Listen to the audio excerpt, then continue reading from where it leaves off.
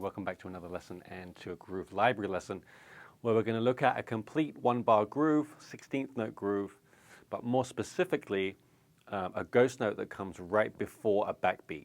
And we've looked at various ghost notes on the site before, different patterns, doubles and singles, and particularly one that I've mentioned a lot, which comes after a backbeat.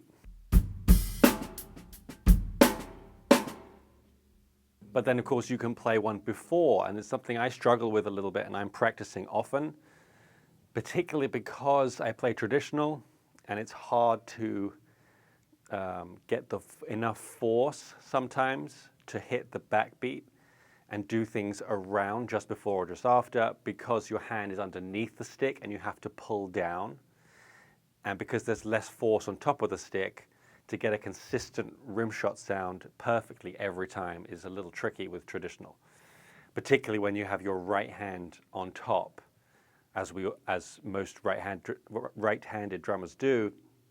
You can get a little tangled up, and it's something I'm working on. So it's a great thing to practice for your dynamics and your overall skill with dynamics between ghost notes and backbeats. It's also a nice groove on its own.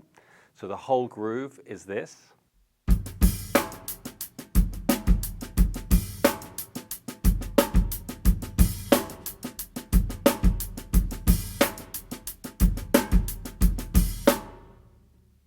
So that's the groove, and so we'll slow it right down, and there's a few variations that we'll get to. So let's take out a few things and just make a basic skeleton so we can concentrate on the left hand.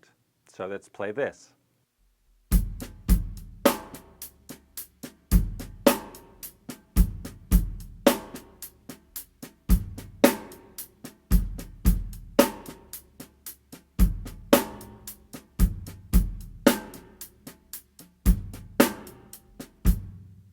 So one upside we have is that dynamically the right hand is going to do the same as the left for that little tricky ghost note passage. The quiet note is with the quiet note of the left hand, and the loud right hand is with the loud of the left.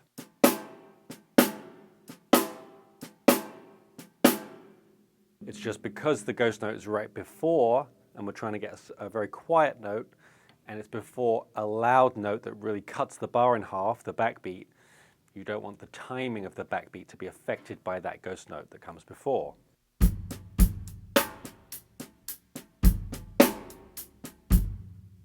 We've also got a ghost note just after the first backbeat.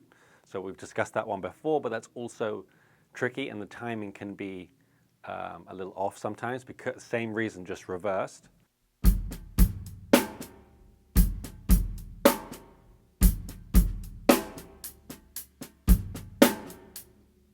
So now let's try adding another bass drum in right after that second backbeat in the ghost note passage.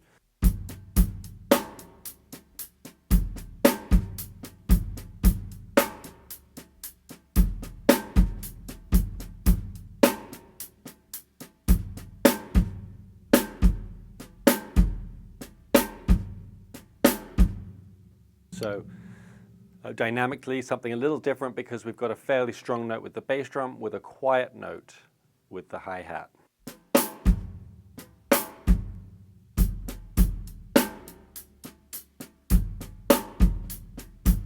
But I like how those two bass drums are fairly close together around this little ghost note passage. So when you speed it up,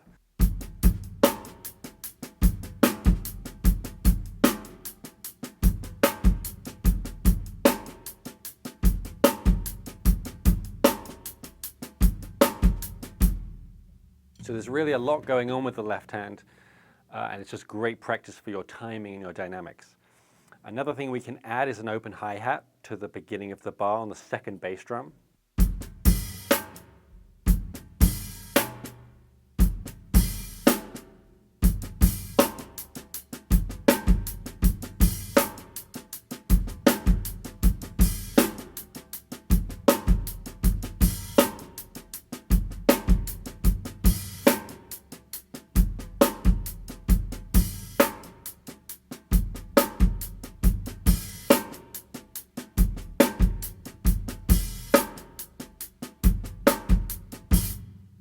So now it's starting to come together with some other variations. Another variation we can add is a little diddle 30-second note drag at the end. So we normally have just a single ghost note happening with the last 16th note hi-hat of the bar. So we can just, instead of playing one note with the hi-hat, we play two little 30-second note.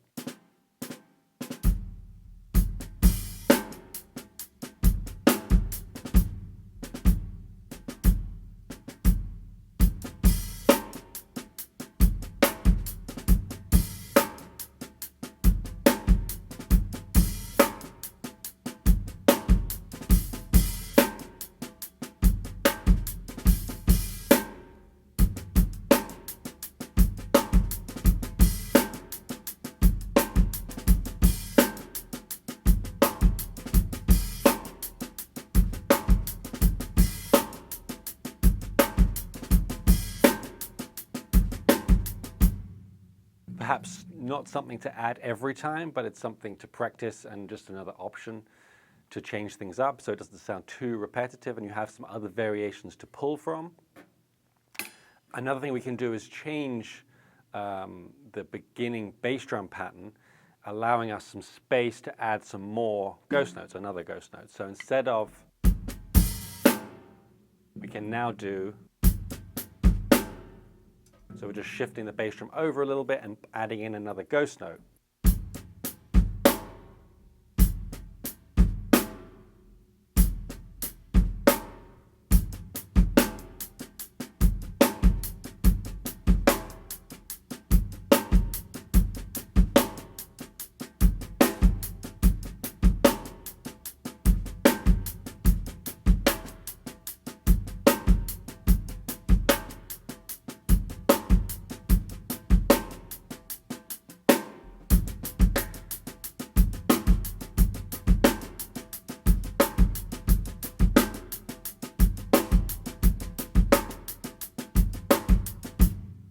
So now there really is a lot going on with the left hand. You really get that constant flow of ghost notes happening, especially as you speed it up.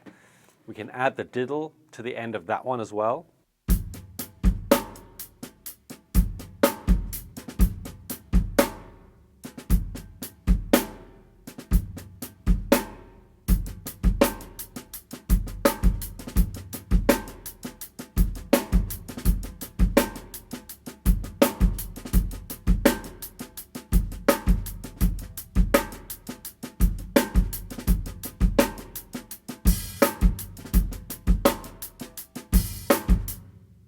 And then you can start adding open hi-hats in other places.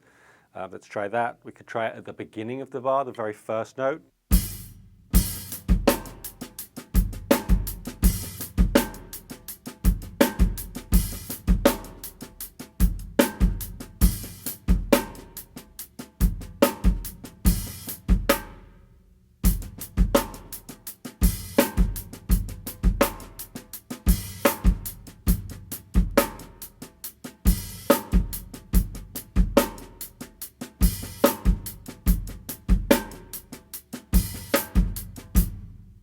So now you have a bunch of different variations to work with, but really the lesson was about this one little ghost note pattern and how if you add that one ghost note just before the backbeat into your other ghost notes, it's very difficult and great practice for your dynamics and timing, but also it really starts to add a lot of flow. So now you have just more options for what you do with the ghost note. You put it just before the backbeat, just after the backbeat. You have your regular single note ghost notes in most of the gaps. When you can put a double in like we did with that second bass drum variation. And you put all of those together and it really starts to flow with the ghost notes. So then the goal is to, at various tempos, don't go too fast, always make sure the timing is nice and smooth. But for long periods of time, practicing these repetitive patterns and trying each variation.